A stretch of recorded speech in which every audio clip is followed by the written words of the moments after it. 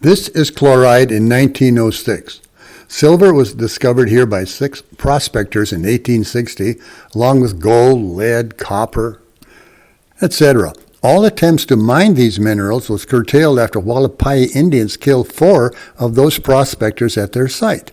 They are buried in the Chloride Cemetery, past the cemetery is a site marker.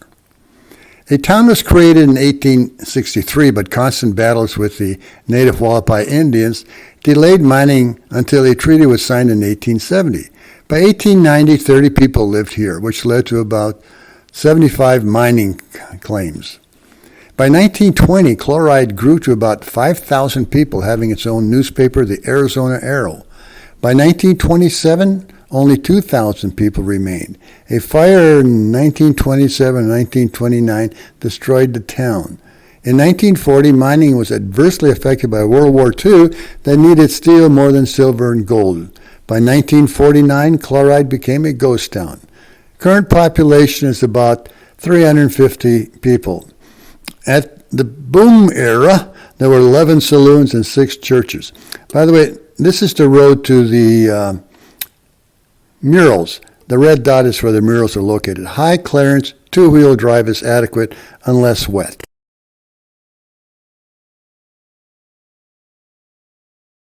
Shep's Miners Inn was built with adobe brick. Each adobe brick was made from clay, straw, sand, and cooked in the sun into a large hard brick. This inn is made of those bricks, whose walls are 12 inches thick.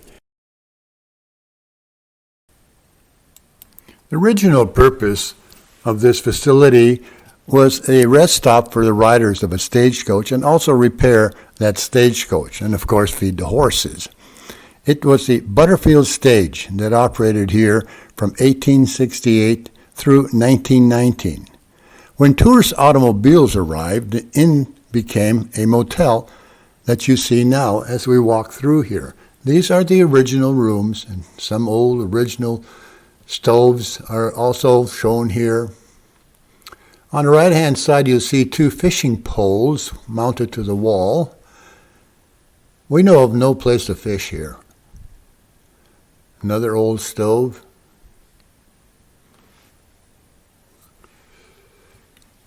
Further down this corridor on the left-hand side is a painting of an Indian on a horse chasing buffalo.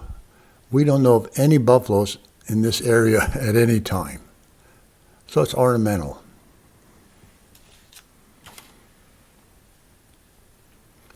Now, these are the golden rules for any prospector in this area. You can stop the video and carefully read them. Quite interesting, actually. This is the inside of the restaurant itself. On the right is a mural of the bar and, of course, the people there. On the left-hand side of this restaurant is a full liquor bar that you may enjoy at any time. Cyanide Springs is located in the center town and recreates the buildings of that boom era. Wood for this project was brought in from a local mine. The Jim Fritz has a small museum here that is open during the Saturdays 1st and 3rd. Now we are going to tour the town itself, which is rather interesting because it is unique to other ghost towns. For example, Oatman's ghost town in Nevada. The houses here are actual people's homes.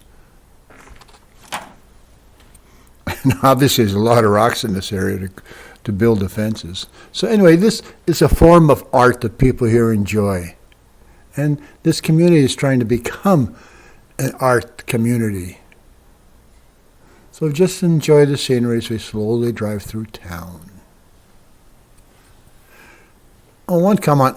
Unlike Oatman ghost town near Laughlin, there are no wild burros roaming around here. There's a sign in Oatman that says, "Don't feed the burros," and then you go into a store and they sell burro food.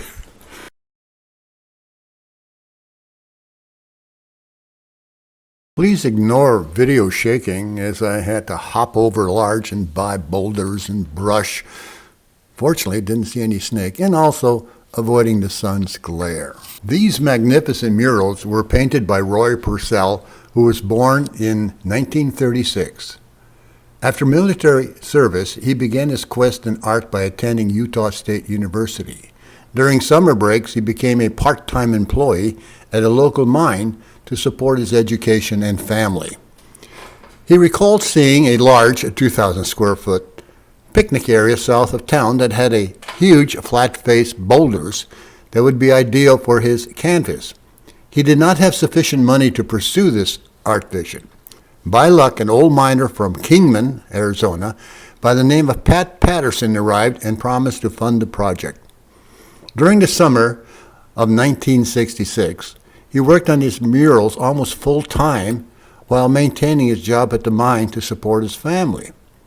Finally, in September, the murals were completed, and for the first time, he could look at the whole of his creation while not really understanding how he was motivated to perform this art.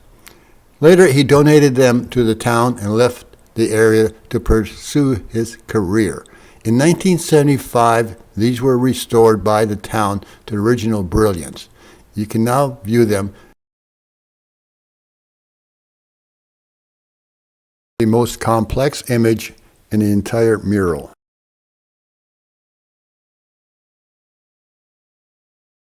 This section uses individual photographs of the major images.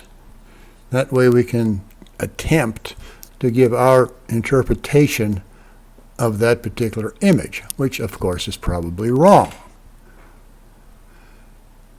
Now this one is the most complex, and it appears to be Adam and Eve, and up above is a circle with an eye in it. Now she's holding a baby, if you notice, in one hand, and let's go to the next picture. This is the most complex. You can see that the eye is surrounded by a circle that made from a snake. There are 12 phases of the moon, which implies 1 year. At the top, at 12 o'clock, is what appears to be a Russian Orthodox cross, and going down to 7 o'clock is what appears to be a petroglyph commonly used by American Indians. Going to 2:30 o'clock, there is a house that looks like a shrine, and that shrine appears to be mysteriously emitting waves of energy outward. And of course, way at the bottom is a spider, always a spider somewhere. So it's a very interesting and a complex image. This is the woman, Eve, I assume. You notice that their breasts are boarded by snakes. On the upper right-hand side is the baby. The baby has hair, so it's more than just a baby. It's a couple of, 2 years old. This is a snake. Now notice its head. It's like it's eating something. And you have the yin-yang, 3 phases of the moon, and other characters here.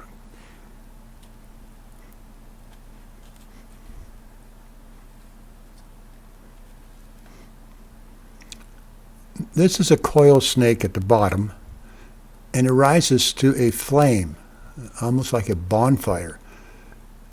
No interpretation at all. This is a pure guess.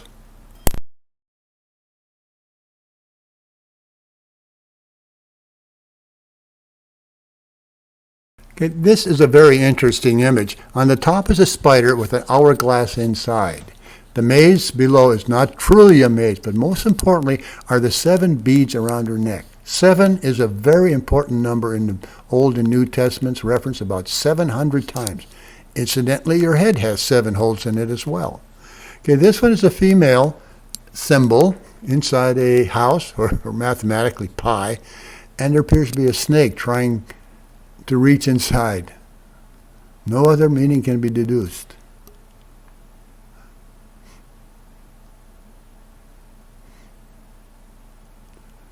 This is a total mystery. On the upper left-hand side is a spiral that seems to be emitting some force off to the right, as you can see the arrow. Normally the spiral does not have those sawtooth images in an arrow. And here they both appear again. And the Y is another total mystery. Up on the hill is a monument.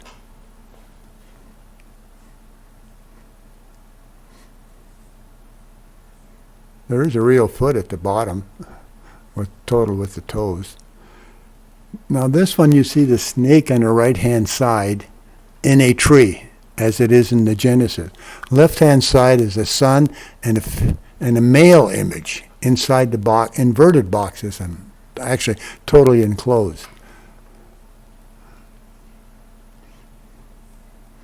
This is the mine itself. That was in Chloride. Since he worked there, I guess he thought he should paint an image of that mine.